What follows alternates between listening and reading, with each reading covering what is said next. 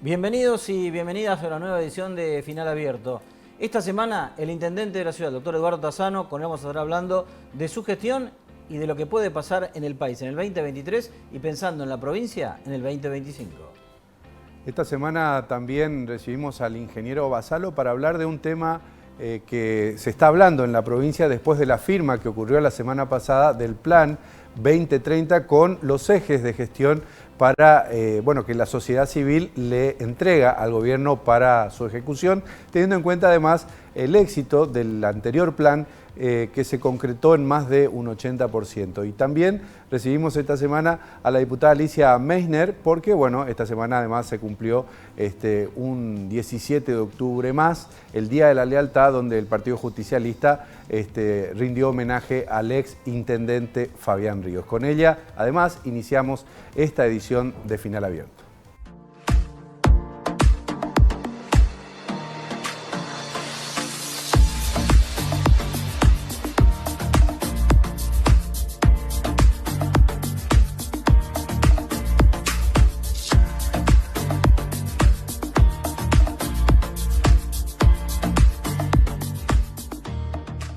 Esta semana recibimos aquí en Final Abierto a la diputada Alicia Meissner para hablar, entre otras cosas, del Partido Justicialista, pero en una semana muy especial porque este lunes pasado se cumplió un nuevo 17 de octubre, el Día de la Lealtad Peronista. Diputada, gracias por estar acá. No, por favor, muchas gracias por la invitación.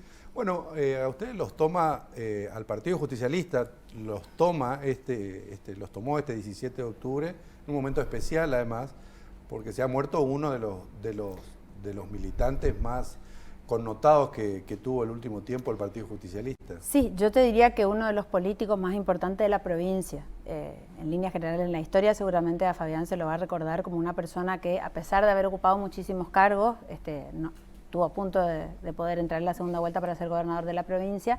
Era una persona con mucha capacidad técnica, capacidad política, de esos políticos que la verdad que todos quisiéramos ser.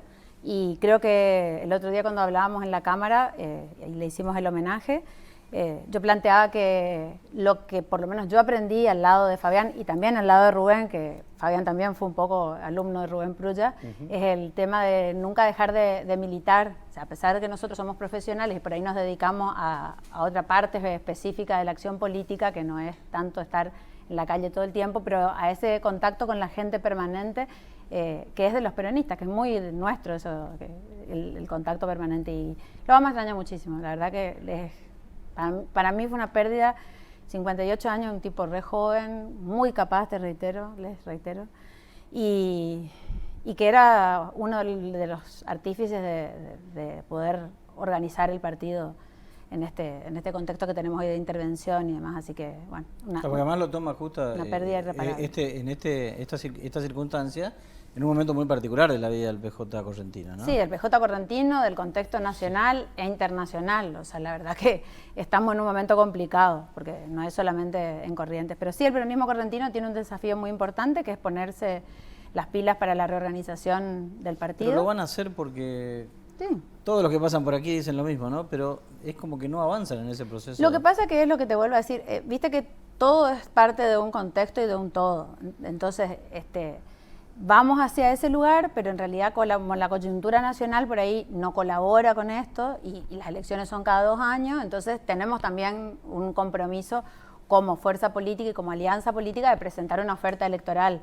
Y las internas a veces, cuando se demora en el tiempo, tuvimos nos pasó de todo también, las 7 plagas de Egipto. Y lo que nos faltaba es esto que nos acaba de pasar realmente. No sé si puede pasar algo más allá. Y ahora el lunes también se escucharon, en principio el Partido Justicialista, siendo Partido Justicialista, tuvo una cantidad de actos, primero lo que marca ya ahí nacional, exactamente un quiebre, pero además después voces también muy fuertes diciendo que el Partido Justicialista está traicionando su historia, porque está traicionando a los trabajadores, que hay una crítica muy fuerte también al gobierno, digamos, este gobierno peronista que no da respuesta a las viejas banderas del Partido Justicialista. Entonces también es como el peor de los mundos, ¿no?, para construir en ese escenario bastante complejo.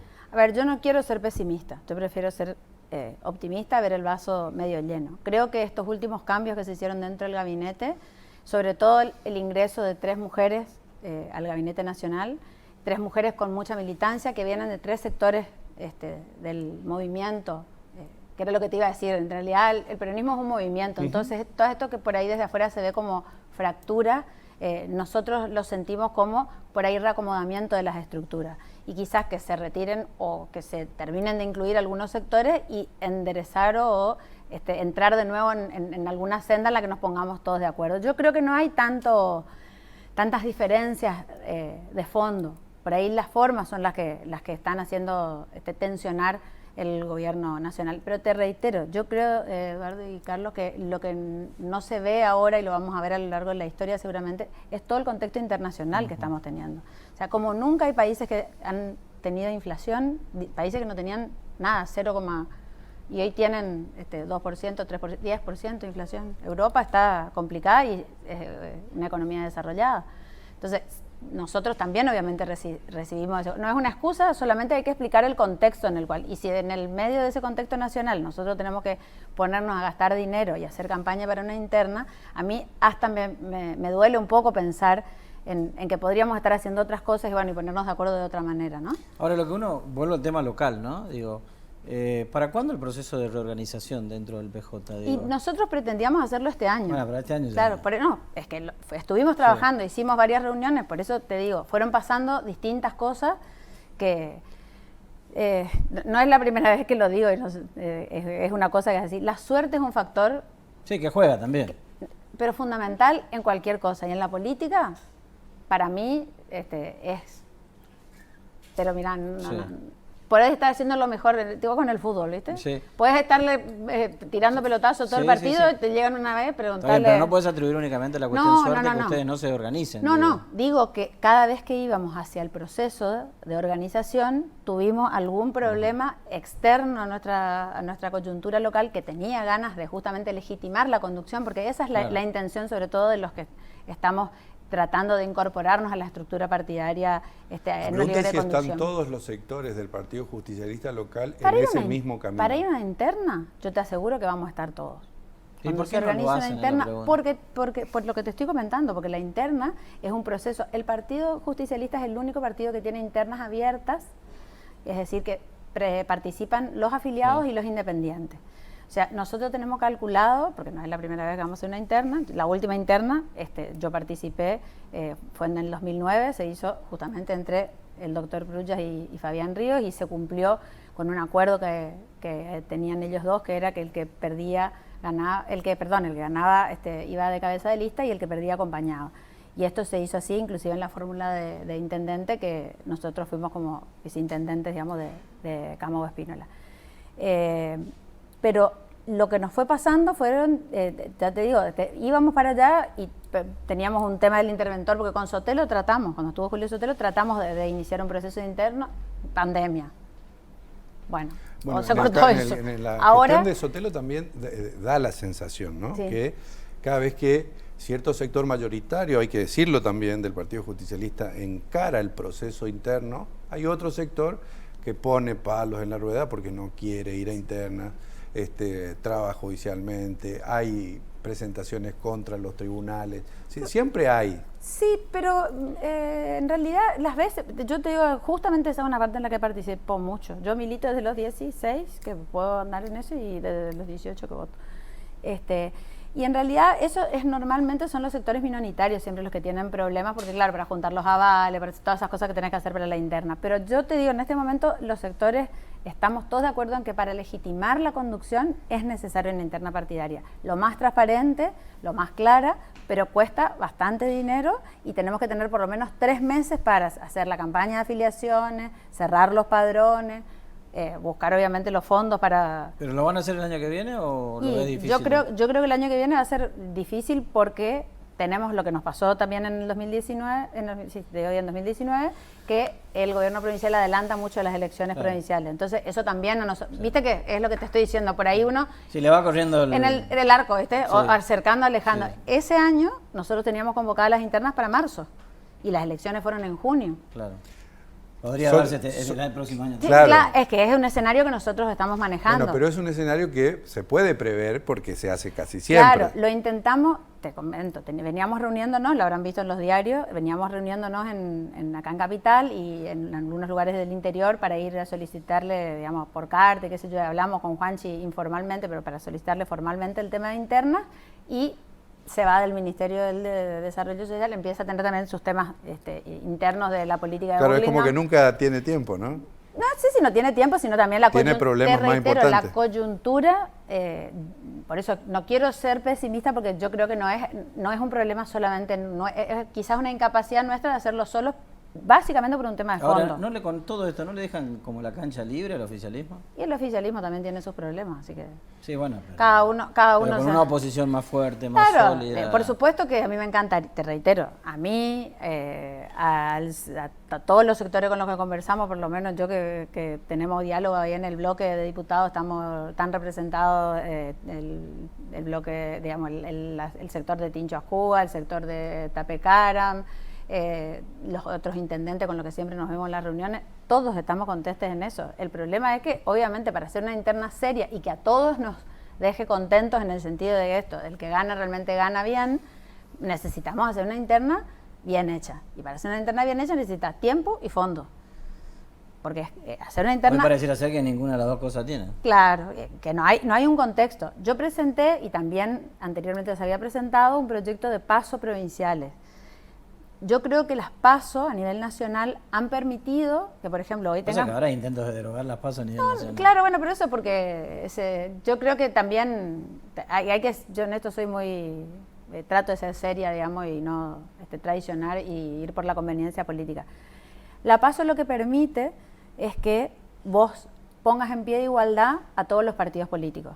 Es decir, el partido político que tiene estos inconvenientes, nosotros somos un partido, entre comillas, medianamente grande. Pasa que el oficialismo acá en la provincia no. Claro, está complicado. Pero no le va a dar las PASO también. Y bueno, es lo mismo que estamos hablando a nivel nacional. Claro, o sea, la son PASO, problemas pero vos decís algo yo que digo técnicamente, es importante es porque muy bueno. hay algunos dirigentes justicialistas que no lo ven así como lo ves vos, que tienen que ver, uno, con la legitimidad de origen de él que vaya a producir la conducción nueva del Partido Justicialista. Lo otro es que, bueno, como los otros partidos no hacen internas, eso exime al Partido Justicialista de hacerlo, lo cual me parece un argumento medio flojito de papeles. Totalmente. Y lo otro es que el Partido Justicialista es, o era, o son los dos, en conjunto con la UCR, los dos partidos más importantes que tiene la provincia de Corrientes en número de afiliados, etcétera, y en votos también, ¿no? Ahora, si el Partido Justicialista sigue cediendo terreno, como decía Carlos, sí, totalmente de acuerdo con genera usted. Posibilidades de 80-20, como la última elección. Acá no se resiente solo el Partido Justicialista, la democracia. Se resiente sí, el sistema es lo que le planteaba yo a los apoderados del Partido Radical cuando hicimos estábamos en el escrutinio definitivo. Para mí, ahora me corro el rol de política y me voy a mi rol de docente universitaria, que me gusta mucho el tema de político, yo doy derecho político. Se resiente, como decías vos, el sistema, porque no es bueno que haya tanta mayoría, no es bueno para la gente. ¿Por qué? Porque la mayoría termina siendo una mayoría que puede hacer lo que quiere porque tiene los 2/3 en las dos cámaras, tiene ese respaldo de legitimidad que la gente no entiende, que el 70% de ese no dura. Pero yo utilizo la figura futbolera que utilizaste vos. Si yo estoy del otro lado, si te puedo ganar 11-0, te voy a ganar 11-0. Por supuesto. Yo no estoy... O sea, no es responsabilidad del No, oficialismo. para nada. No. Pero van a tener eso le va a generar, que es lo que te estaba por Sí, las cuestiones internas, que cada vez van a quedar más expuestas. Sí, y aparte por ahí, yo creo que ya lo vimos en la época del Partido Nuevo, el resquebrajamiento interno a veces es mucho más duro, el enemigo interno o el adversario interno a veces es mucho más duro que el Lo que pasa es que este oficialismo aprendió de lo que pasó en el 99, aprendió de lo que pasó en el 2005 y evita ese llegar. O sea, que la sangre llega al río. Claro, que los problemas son subterráneos, pero no... Sí, la interna de Juntos por el Cambio a nivel nacional va a meter un poco la cola acá, no solamente en el oficialismo, en la oposición también.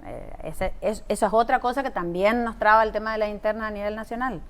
Porque no tener ordenados los frentes a nivel nacional, ni siquiera el frente opositor a nivel nacional, porque la verdad que está todo... yo no recuerdo una época, no, tampoco tengo tantos años, pero... O sea, hoy, a ver, para aclarar. Para graficar, digo, hoy no hay ni siquiera visos de una interna dentro del PJ. No, porque no hay tiempo, básicamente. Porque no nos dan los tiempos y porque hacemos ese cálculo, que es el que estimamos. O sea, es buena tu sinceridad, ¿no? Porque hay otros que no lo... sentados en el mismo lugar, sí, no, queremos interna, queremos No, interna. queremos, que queremos. No, bueno, está bien, pero una cosa es que de otra cosa es, no, la interna se van a dar. sí, se van a Y dar, bueno, sí. nosotros estamos intentando, yo me considero dentro de lo que quiere, creo que la gente, la renovación de la política, si bien milito desde muy joven y he participado desde siempre en lugares, creo que me parece que somos una forma diferente de hacer política. Y la forma diferente de hacer política es esto, de cara a la gente, decirle a la gente, miren, lo más probable es que no tengamos interna. No porque no queremos, no porque las estamos trabando. Si hay algún sector que lo está trabando, eso es una cuestión de cada sector, pero te aseguro que nosotros, te vuelvo a decir, yo personalmente hablé con la gente de Zabaleta hace 3 meses cuando nos empezamos a juntar y no había todavía todo este lío a nivel nacional de cambios de ministros y no pasaba ni siquiera lo de Massa, o sea, lo del Ministerio de Economía, y estábamos en ese camino, pero tenían que haberse llamado internas y el Mundial, esa era la otra cosa que nos complicaba, porque en realidad hubiera sido ideal hacer internas en noviembre, pero estamos casi ahí al final. Ya, ¿viste? Pero eso lo conversamos, o sea, no es algo que no entendamos y sobre todo, te reitero, nosotros que estamos acostumbrados por ahí a sufrir el tema de los consensos de cúpula que hacen que muchos dirigentes... Ahora, ¿y es posible en este cuadro, con esto termino, digo, ¿es posible en este cuadro de situación ver a un PJ en crecimiento?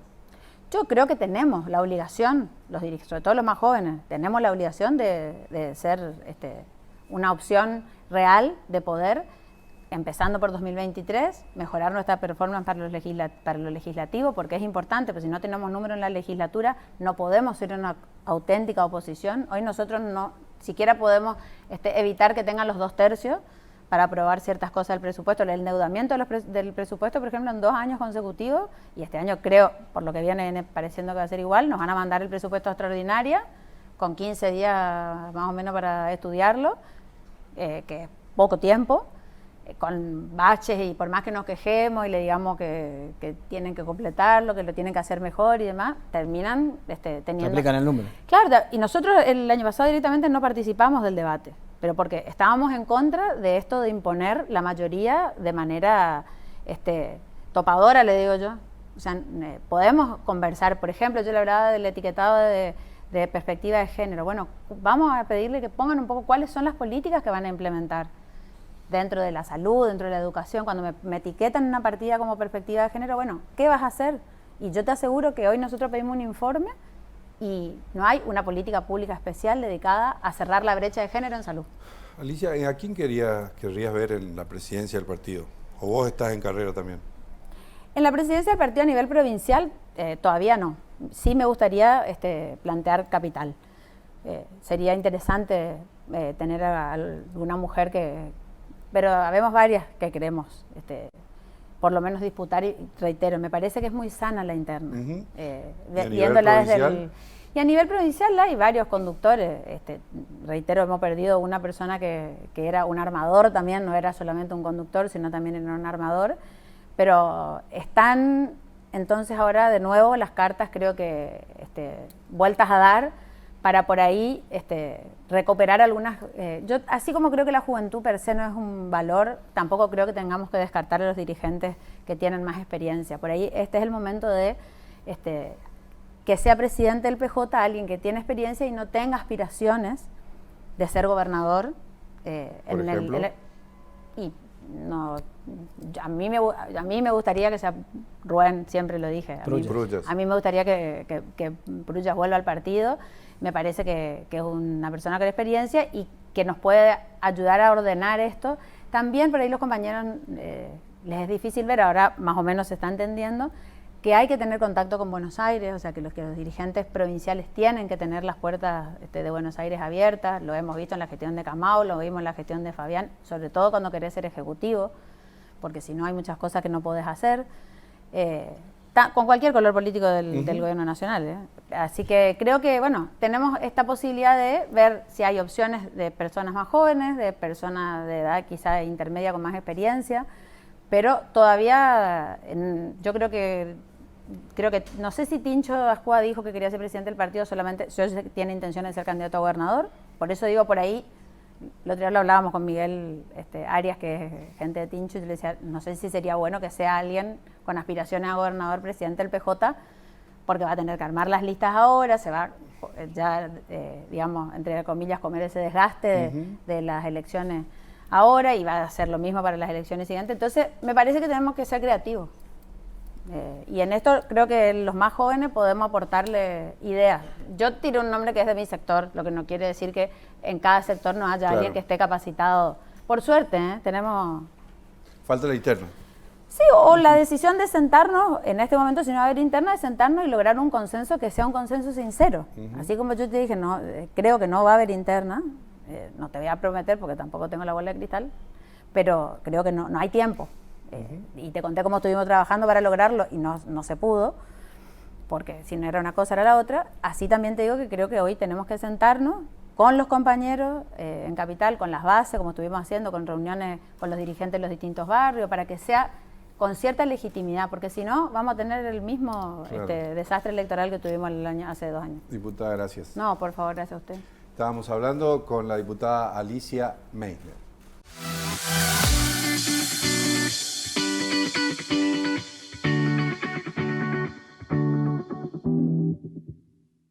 El ingeniero Vasalo, esta semana en Final Abierto. Con él vamos a hablar de distintos temas, pero uno de ellos, ya el principal, tiene que ver con lo que se ha firmado la semana pasada, en la cual desde APIC se ha tenido un rol realmente importante, y que es haber participado en todas las comisiones para ir avanzando el nuevo pacto de crecimiento, pensando en Corrientes en el 2030. Ingeniero, ¿cómo le va? ¿Cómo anda? ¿Qué tal? Buenas tardes, ¿cómo les va a ustedes? Bueno, un trabajo que viene desde hace muchísimos años, ¿no? Sí, en realidad nació en el 2007, claro, con la reforma. Luego se le dio forma, digamos, con las leyes en el 2011, y a partir del 2012 se empezó a construir con los primeros talleres, y llegamos digamos, al 2013, a final del 2013, con la firma del primer tramo. Y bueno, y a partir de ahí toda la expectativa, ir trabajando, ir aprendiendo qué era este tema, digamos, que se había plasmado en el espíritu constitucional. Y es así que en el 2020, ya digamos en el 19, el gobernador dice, vamos al 2030, o sea, el siguiente tramo. Habíamos empezado todo un proceso, digamos, para renovar autoridades, etcétera, etcétera, que estaba previsto para marzo del 2020, nos guardaron a todos, nos quedamos quietos, y ahí tuvimos la oportunidad, digamos, de empezar con los talleres participativos en otro formato. El formato presencial que habíamos hecho en el 2012, se cambió totalmente al formato digital. Y eso nos permitió, digamos, tener una participación de todos en todo, que fue... ¿Va a haber una mayor participación? Hubo una mayor participación. Ingeniero, primero para poner en contexto de este consejo, ¿quiénes lo conforman? Bueno, a ver, el concepto, digamos, es que cómo participa la ciudadanía, digamos, y cómo se hace escuchar la ciudadanía, ¿sí? Para ir evitando todos los problemas que hasta ese momento, 2007, ¿sí? Teníamos respecto de la participación. Entonces, cuando se analiza el formato que después termina siendo la cláusula constitucional, se dice, bueno, existen las entidades intermedias, ¿sí? Entonces, revaloricemos a las entidades intermedias que trabajan mucho, que están silenciosas, que son, prácticamente todas son apartidistas, ¿sí? O sea, trabajan en sus senos, tienen de todo, ¿no? Lo cual las nutre con distintas visiones y distintas posiciones. Entonces el Consejo nace a partir de las entidades de la sociedad civil, ¿sí? Como representativa de la ciudadanía. Por supuesto que no dejamos afuera ningún tipo de entidad civil, entiéndase, de producción, industria, comercio, turismo, los clubes, los sindicatos, las asociaciones de profesionales, o sea, toda figura asociativa que sea bajo el rótulo de sin fines de lucro, claro, ¿no? Y a partir de allí, entonces, se conforma este consejo que tiene, la provincia, digamos, se dividió en 6 regiones, también para que tengan representatividad. Claro. Nosotros somos... Porque por ahí también la realidad de una región es diferente a la otra, ¿no? O las necesidades, O las necesidades. ¿no es cierto? Aunque a veces son transversales, ¿sí?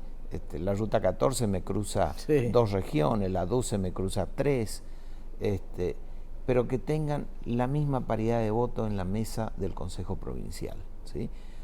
¿Y por qué era importante esto? Porque cuando vamos a, permítame la palabra, a pelear por una idea, a pelear por un proyecto, ¿sí? Comienzan, digamos, los pesos específicos de cada región, claro. ¿sí?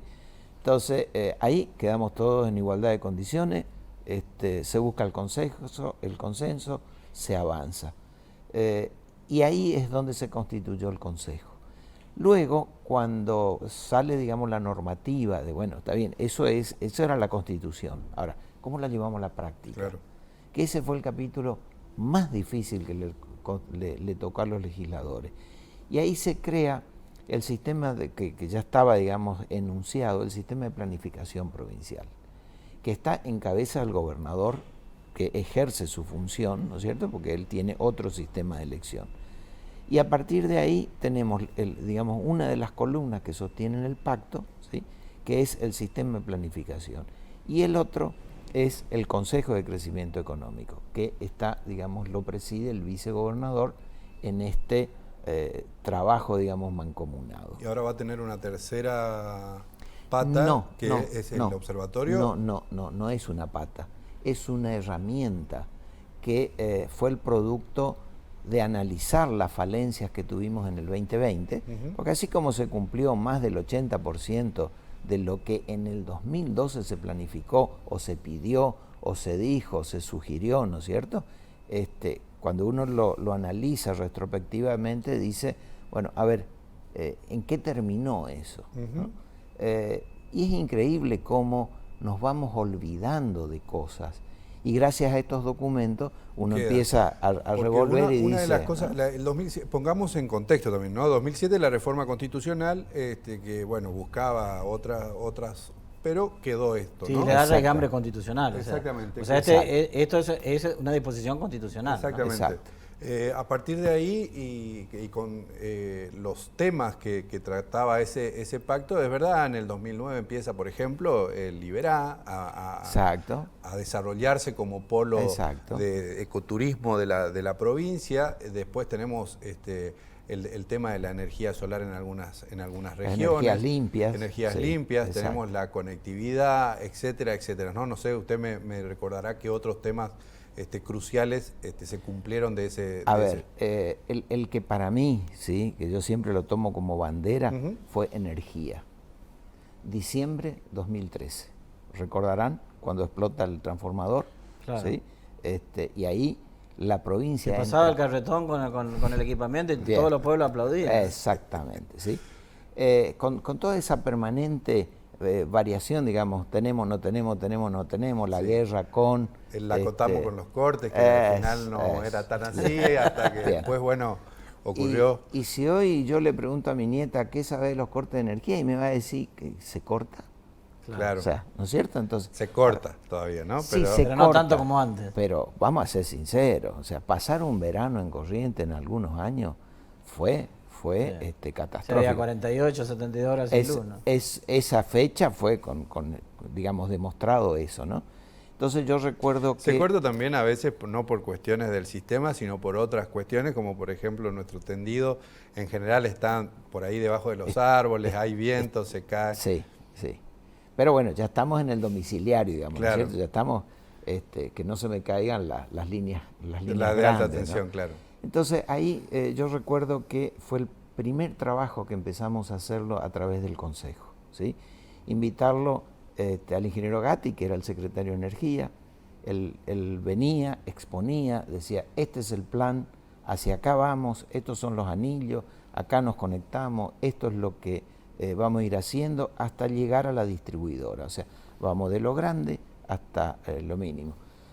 A tal punto que en su momento yo recuerdo Colonia Bruñe, que era una obra que lo encara la provincia, lo paga la provincia, ¿sí? Se lo pone a disposición a Camesa Dice, no, esta no la hicimos nosotros, vamos a ver cuándo se la Claro. conectamos. Hubo que recurrir, digamos, al defensor del pueblo para decirle al señor juez, mire, dejémonos de pavada, ¿no es cierto? O sea, y ese fue, digamos, un concepto de meternos en la cuestión. Así fue la segunda terna de 500 de Yacyretá a Ahora, Puerto ingeniero, Bastiani, ¿no? me quedo en un punto que me parece sumamente interesante, que tiene que ver con la participación. Porque estamos en tiempo de poca o de escasa participación. Pero usted me dice que a través de vías no tradicionales, como por ejemplo vía Zoom, ustedes lograron mucha participación. Sí. Mire, más de 6.000 personas participaron en los talleres, ¿sí? Que eran libres. O sea, que eso significa un grado de participación, de querer involucrarse. De aporte, como vos recién lo decías, Carlos, de la realidad de cada uno, claro. ¿sí? En el cual todos nos escuchamos entre todos. Primera característica, digamos, ¿no? Porque si no, siempre uno quiere, claro, cuando hay debates públicos y presenciales, quiere sobresalir, quiere levantar la voz.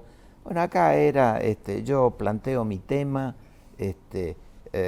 había quienes anotábamos y mirábamos, digamos, cuáles eran las temáticas. Después todo eso se sintetizó y se trató de unir, ¿no? Dentro de los 4 ejes que se plantearon: desarrollo, modernización del Estado, inclusión y género. Y la opinión del otro merece todo el respeto. Nadie puede decir, no, estás loco, esta idea no va. No. Ahora, contame tu realidad, sí, la vamos a analizar y vamos a ver en qué contexto las vamos colocando. En todo caso, porque tomando un poco la idea que plantea Carlos, hay como un sentido común por ahí de que está como un tanto aletargada la participación justamente de las entidades civiles o intermedias en temas como por ejemplo, qué sé yo, el segundo puente, sobre todo teniendo en cuenta cómo se concibió el primer puente, ¿no? Es decir, una participación muy activa, muy fuerte de las asociaciones sí. qué sé yo. Hubo. Pero en todo caso, por lo que usted nos está contando, acá lo que pasa es que no se sabe, pero que participación hay. Participación hay, existió, digamos, ¿no es cierto? Sobre todo en esto, en recopilar estas realidades de cada uno que iban aportando. Algunos hablaban en forma personal, otros lo hablaban en forma institucional desde claro, su organización, ¿no es cierto? Y se fueron mechando, ¿no? Porque, a ver, en un mismo taller alguien tiraba un tema de modernización, otro tiraba un tema de desarrollo, tema de género, ¿no es cierto? Entonces, después hay que ir pasando por la zaranda, digamos, en el buen sentido claro, de la palabra, y decir, bueno, ordenemos un poco todas las temáticas. Pero, por ejemplo, una de las cosas que a nosotros nos sorprendió muchísimo, increíble lo que les voy a contar, yo estoy en función de Capital, ¿sí?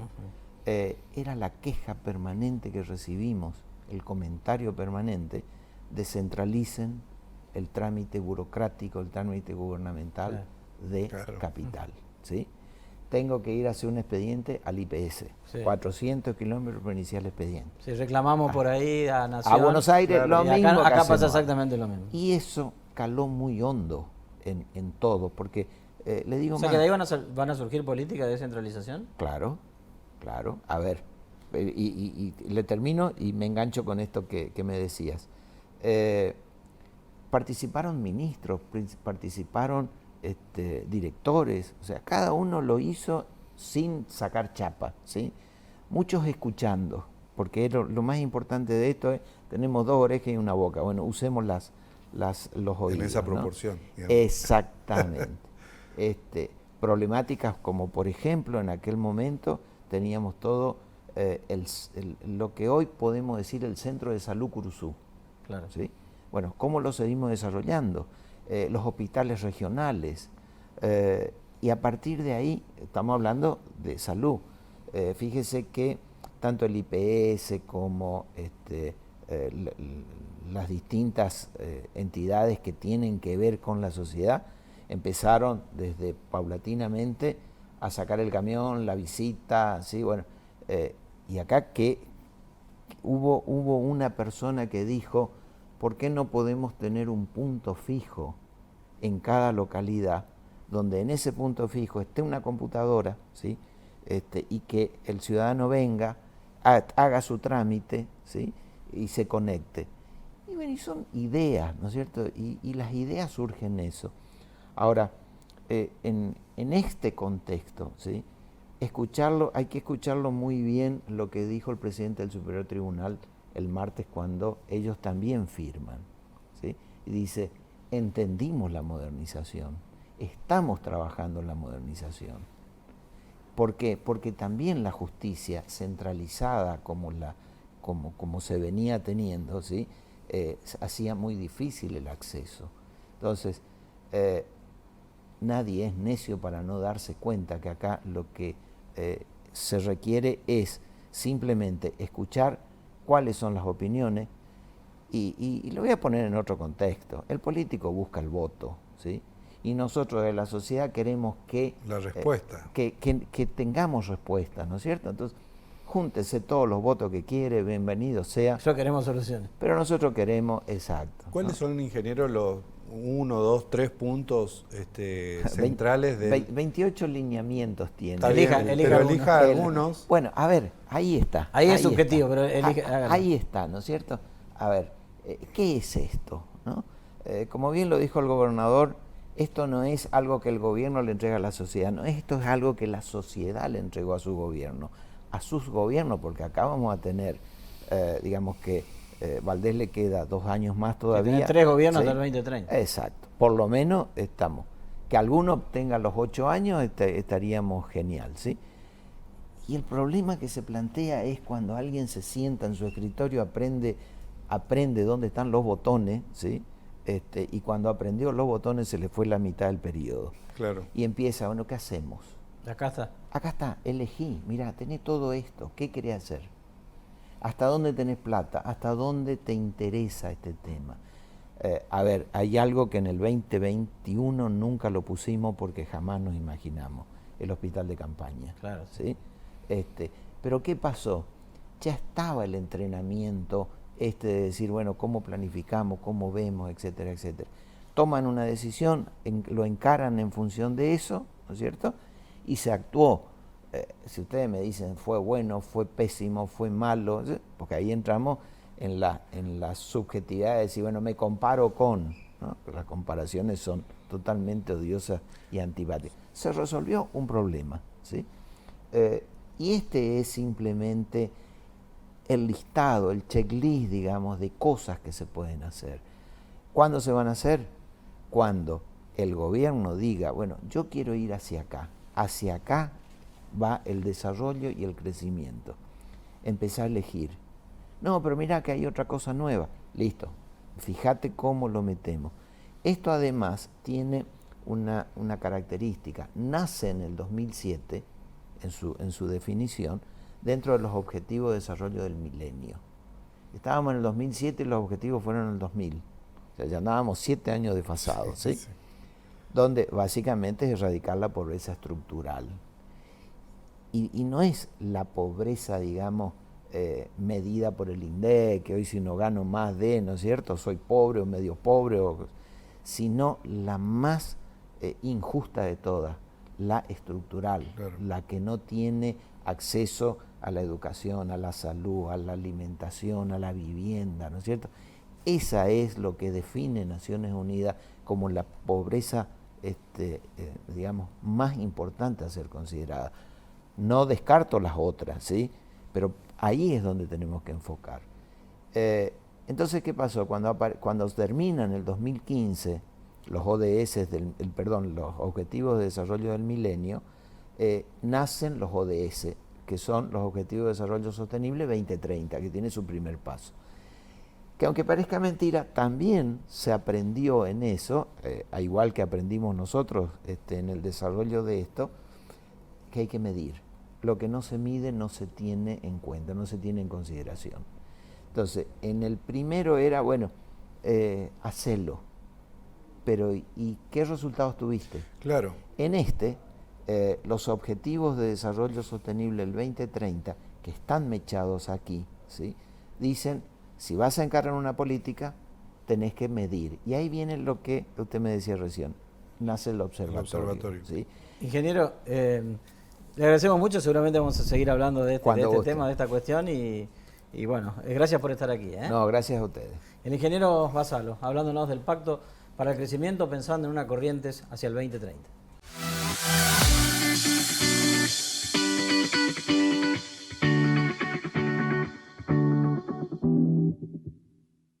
Esta semana en Final Abierto el intendente de la ciudad, el doctor Eduardo Tassano.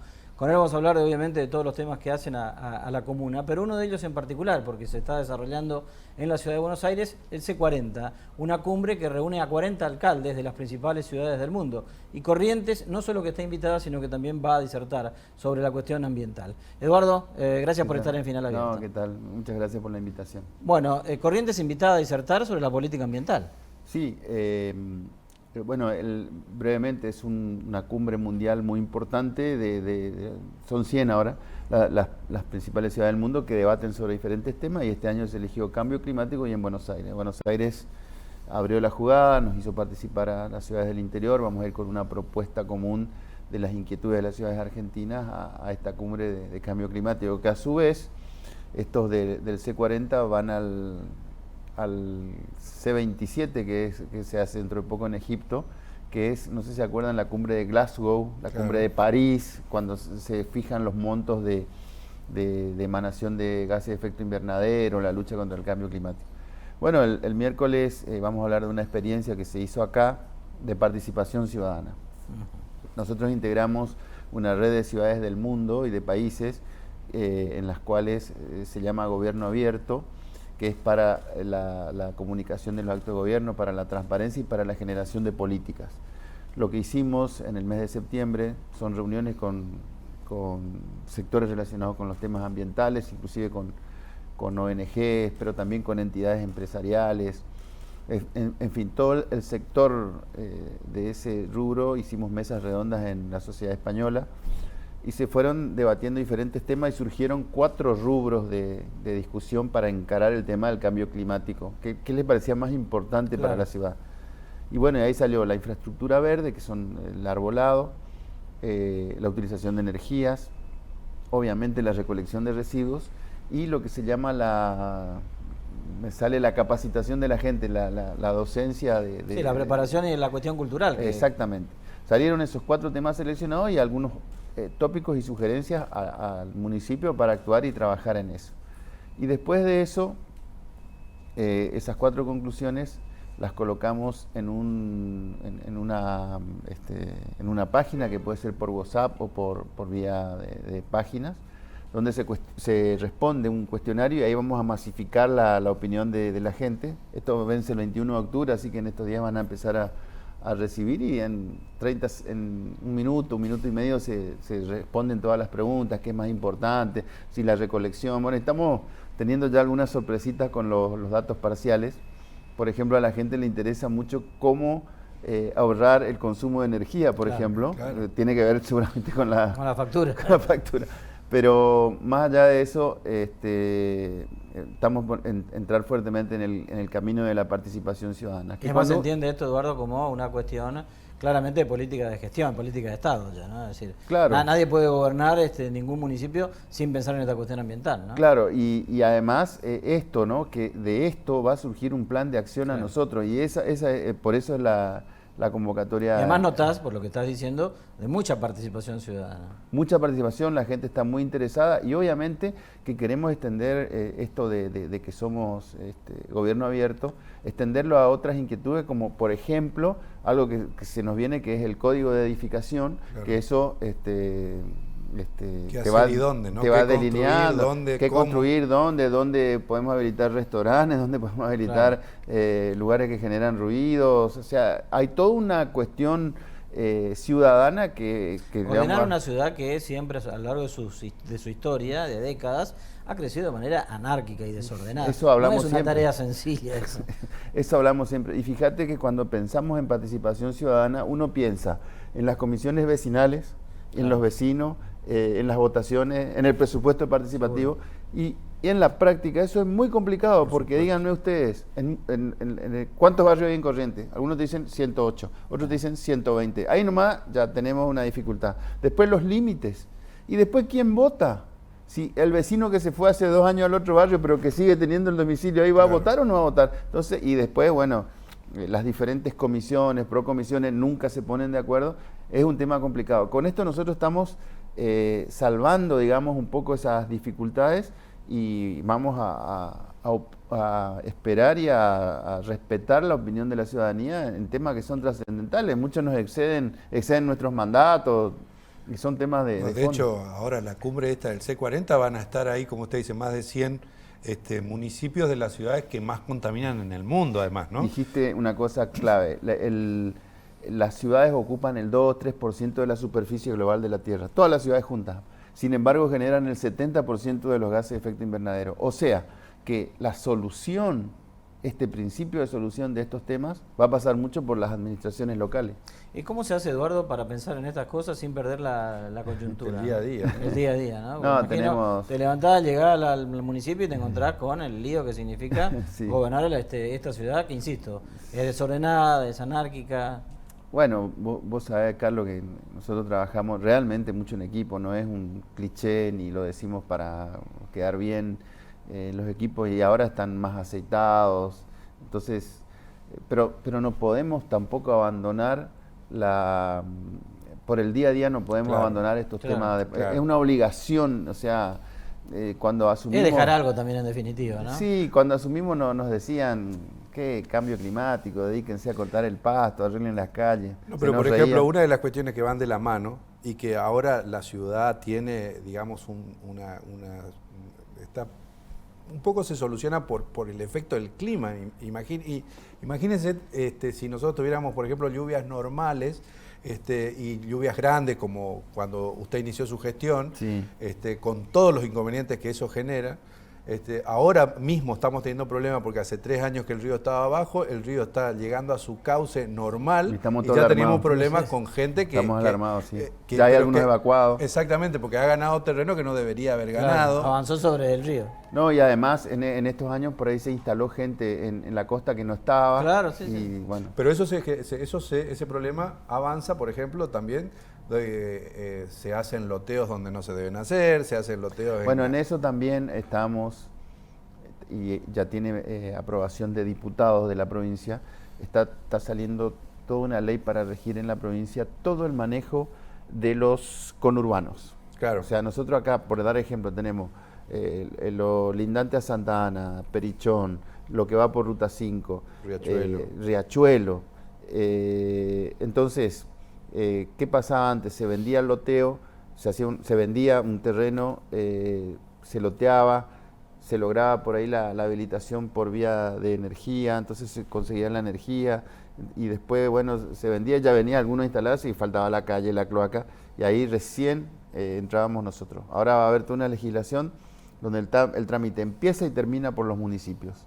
Empieza y termina por los municipios. Entonces también son... cosas que no están en el día a día, pero que son trascendentales para corregir eso que vos decís, Carlos, ese desorden del crecimiento. En comunidades, todos estos lugares que nombramos, ya está viviendo mucha gente. Claro. Eduardo, ¿pensás en políticas de descentralización del municipio? Sí, la verdad que no tenemos plata nomás, pero Pequeños detalles. Sería un sueño trasladar el Palacio Municipal y declararlo museo.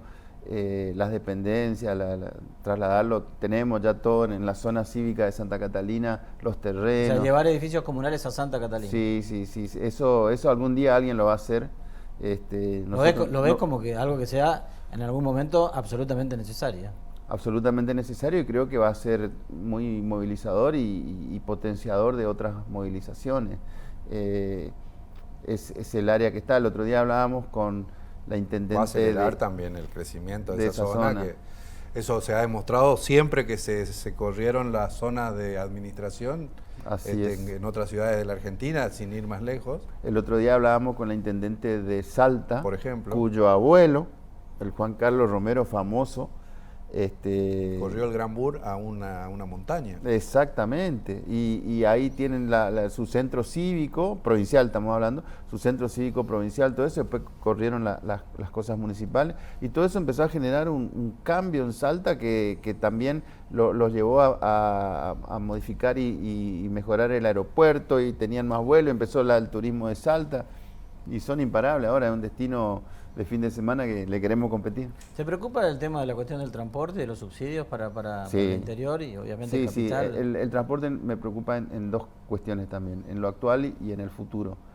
En lo actual por eso, porque ese sistema de subsidios, 80% Cava y alrededores, 20% el resto del mundo, es muy complicado, y yo entiendo a las empresas que están en el sector lo complicado que significa. Hablamos con intendentes de diferentes lugares que tienen diferentes temas de prestación, algunos inclusive tienen los servicios de los municipios, cosa que acá no tenemos. Por un lado eso, que dificulta mucho, y por otro lado, nosotros acá ya estamos hablando, pensando en el transporte del futuro, estaciones de transferencia. Pero ¿cómo se hace para salir de la crisis coyuntural que hoy tiene el transporte? Es muy difícil porque es muy difícil. Nosotros lo que estamos haciendo es tratando de generar las condiciones, por ejemplo, de agilización del tránsito. Estamos analizando nuevos corredores. Esas mejoras en los tiempos es crucial para que el ciudadano elija, porque uno va a elegir el transporte público cuando te convenga, Claro. por precio y por prestación. Y sobre todo cuando sea más rápido y no cada día más lento. Exactamente, entonces hay medidas poco conocidas.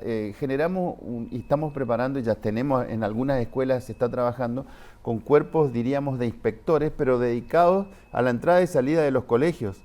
Gente con otras ganas, con otra tolerancia, que conozca el lugar, que conozca la escuela, que le conozca a los maestros. Entonces le dice a los padres: por acá, estaciones, tiene tanto tiempo. Y bueno, hemos probado, hicimos una prueba de piloto en el colegio salesiano y anduvo muy bien, y eso nos motivó para trabajar en las 11 escuelas del centro. Eso solo va a agilizar mucho en los horarios pico. De hecho, ya estamos viendo, creo que estamos en 4 escuelas ahora, ya estamos viendo esas mejoras. Entonces, todas esas medidas... Buena noticia para vos, Pepe. Ahí. Es que mejoró bastante. Acá, no, y cada medida es una lucha, ¿viste? Un cruce de los Andes, porque ¿se acuerdan la Avenida Italia? Sí. Bueno, esa mejoró, bueno, sustancialmente el tránsito. Fue re polémico eso, fue re polémico, nos decían de todo, pero fíjate, vos venís por Quintana y te encontrás ahí en el medio del desierto y salís.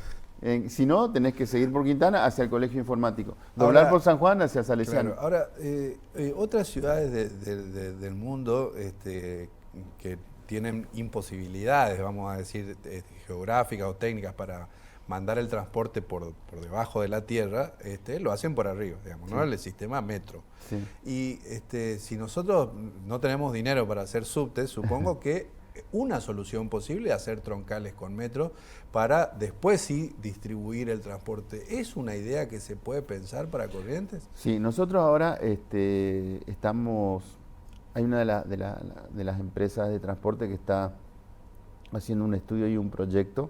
Esto hemos hablado con el gobernador, hemos tenido una reunión en el Salón Azul hace 2 meses, 3 meses, donde se va a elaborar el proyecto y se va a buscar el financiamiento para desarrollar ya eso, tema de estaciones de transferencia, ir mutando a vehículos eléctricos, claro, pero básicamente es cómo con las cosas que hay podemos agilizar y podemos con estaciones de transferencia por ahí entrar al microcentro con unidades más chicas. Es decir, claro, se está estudiando. También hace falta dinero. Sí, necesitamos, yo digo en serio, necesitamos, y todos los argentinos creo que queremos lo mismo, que se estabilice un poco el tema inflacionario. Eso nos va a permitir, bueno, y otras políticas, eso nos va a permitir pensar más aún en el mediano y largo plazo. De todas maneras, el transporte integral de las ciudades del conurbano, como usted decía, es un proyecto provincial, lo mismo que la disposición final de la basura. ¿Eso en qué instancia está? Bueno, nosotros... el gobierno provincial entiendo que está haciendo varios centros de gestión de residuos sólidos con separación de residuos. Lo que pasa es que en la mayoría de esos lugares no está concesionado el servicio. Nosotros acá lo tenemos concesionado, tenemos una empresa que hace la recolección, otra empresa que nos da el lugar de disposición final. Estamos combinando eso. Empezamos la experiencia de la recolección diferenciada, que va muy bien. Eso está empezando a generar volúmenes de reciclables en gran cantidad. Y ahora mismo estamos nosotros por poner unas máquinas separadoras allá en el lugar de disposición final, que eso va a, entre comillas, mejorar mucho la calidad del residuo. Y en el lugar con tratamiento va a ser, que es ahí lindante a Laguna Brava, va a ser un lugar mucho más eficiente. Va a ser un lugar mucho más eficiente. Vamos a separar eso, vamos a separar el escombro, vamos a separar la chatarra.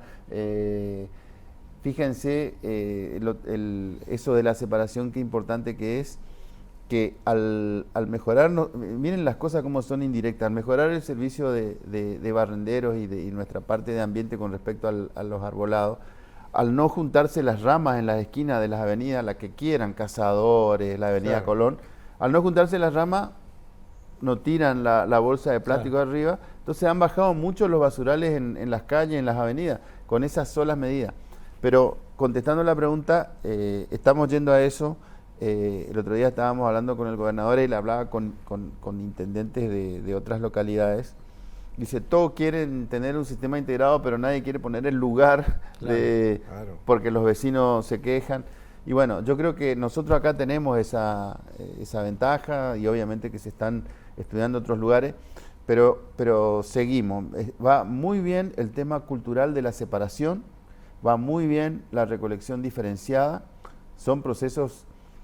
La recolección diferenciada vos la podés hacer como estamos haciendo nosotros en cuotas y por zona, o como en Salta que hicieron un esquema de shock de un día para otro. Eso tiene sus ventajas, tiene sus desventajas. Pero más allá de eso, nosotros en un año deberíamos medir el estado, cómo está de la situación y ir ampliando a otros barrios, a otros lugares. Y también qué capacidad de salida tenemos, porque ahora está habiendo cooperativas que trabajan el plástico, pero ya hay empresas que se están interesando en lo que se llama la economía circular, Claro. que es para la reutilización de plásticos. Claramente hablamos de otro tipo de gestión, ¿no? De lo De que los era 4 antes a lo puntos es que ahora. mencionó, quedaría incentivar o acelerar la arborización y después el trabajo más complejo que es el cultural, ¿no? Y bueno, eso, la arborización el otro día en la otra, vamos a tener 2 costaneras, en la costanera del barrio Montaña, sobre el arroyo Pirayuí, plantamos el árbol número 2500 de nuestra gestión. Nos hemos propuesto 15.000 en estos 4 años. Ya hay mucho trabajo en otro. Y fíjense, hay también lo cultural. Los vecinos están entrando a nuestra página y dicen, tengo que echar abajo este árbol que me está rompiendo la vereda, pero piden un reemplazo. Claro. Y nosotros tenemos 5 o 6 Esa es la especies. conciencia Y nosotros de tenemos los nuevos tiempos, ¿no? Y nosotros tenemos 5 o 6 especies, no me pregunten los nombres, de árboles que no rompen la vereda. Entonces, ellos mismos piden y ya son conscientes. Antes se podaba así como... Claro, que- sí, se mataban los sí, árboles, ¿no? sí, que eran una herida. Eduardo, ir un poco en el final, preguntarte sobre las cuestiones políticas, ¿no? Sí. ¿Cómo ves a Juntos por el Cambio? Digo, a nivel nacional, ¿no? Porque aquí parece como que todo está más tranquilo. A nivel nacional, ¿cómo ves estos cruces, estos chisporroteos? Y yo soy más de la idea de que los problemas se discuten en casa, adentro. No bueno, coi- pero no los coincido. medios cada vez que hablan... Por eso, no coincido con algunos dirigentes nacionales que, no sé si para ganar medios o para ganar algo, expresan cosas, diferencias. ¿No es lo mejor? Para mí no es lo mejor y creo que Juntos por el Cambio, que tiene amplísimas posibilidades de acceder al gobierno nacional el año que viene, me parece que tiene que corregir eso.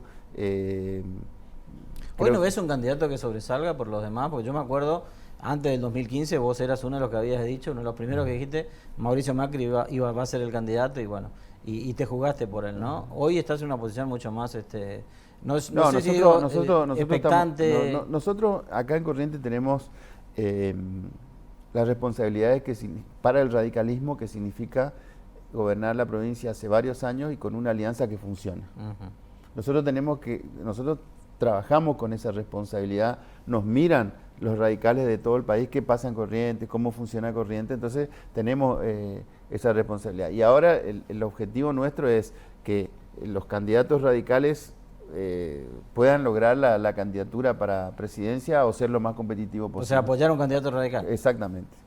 Ahora, tienen una doble dificultad de cara a lo que viene, porque hay que resolver la cuestión de 2023, pero acá en Corrientes van a tener una doble dificultad, digo, porque 2025, que parece lejano y todo, pero si no se arman también, estos son procesos más bien largos, usted ya no va a poder repetir, Valdés ya no va a poder repetir. Entonces se va a generar ahí un recambio en los dos, en la provincia primero y en el bastión más importante del gobierno.